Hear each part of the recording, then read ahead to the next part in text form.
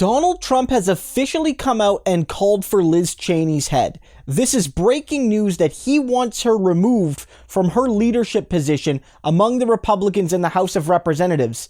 And he's nominated Elise Stefanik, who is a New York Republican, to replace her. Now, we know that Donald Trump has hated Liz Cheney ever since she had the gall to admit the truth that he lost the 2020 election. But until now, there hasn't been an organized, coordinated effort to remove Cheney. Earlier in the year, there was actually a vote held about whether she should keep her position. And while a lot of Republicans voted against her, the majority of the House Republicans stood by her, at least then, indicating that, while there was a division, she was still the favorite to keep her job. But over the past few days, you've seen Trump reignite these calls, and you saw yesterday Kevin McCarthy hint that he was done with her, that she should go, that she wasn't helping the party unify. And then yesterday and today, it became clear that Stefanik, who is a relatively young, pro-Trump conservative woman from upstate New York, was willing to take on Cheney and take her position, and then quickly amassed support behind the scenes. And now, with Donald Trump making this move, it's official. Because after all, and I've been saying this since the election, it is still Donald Trump's party. People ask, why do we talk about Trump so much? Why do we still talk about Trump? He's not president anymore.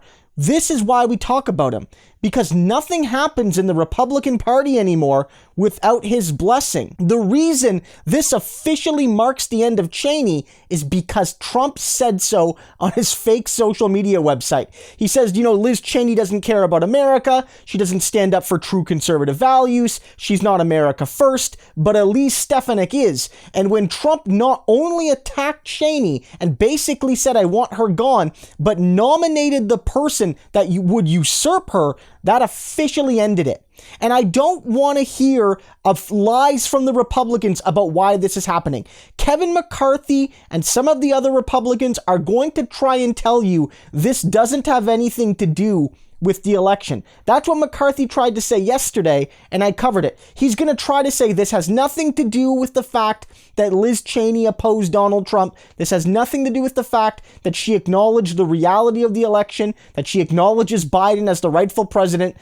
He's going to say it's all about message discipline.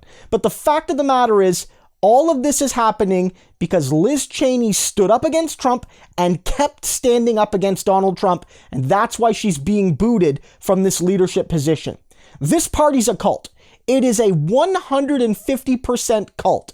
There's no other way to describe something where this loser who tried to destroy democracy and almost wrecked your party is still the one that you defer to. You defer to him over other people that maybe have ideas that could lead you back to victory. No, you go with the guy that sicked his thugs on the Capitol and lost you the presidency and lost you the Senate and didn't win you the House. Like, simple as that. And this is where we are, right? This party's a cult. And again, I keep saying this every time I talk about it. The lesson here is not we need more Romneys and Kinzingers and Cheneys. We need a good Republican Party. That's not the lesson. The lesson is the Republican Party is irredeemable. This is the Republican Party. This is not an aberration. This is not a blip. This is the Republican Party. I think it's been like this for a long time, but it's certainly the way it is now. And as long as the Republican Party exists, American democracy is in trouble. The only way it can survive long term is for the Republican Party to die, and people like Romney and Cheney and the good Republicans, they don't change that reality.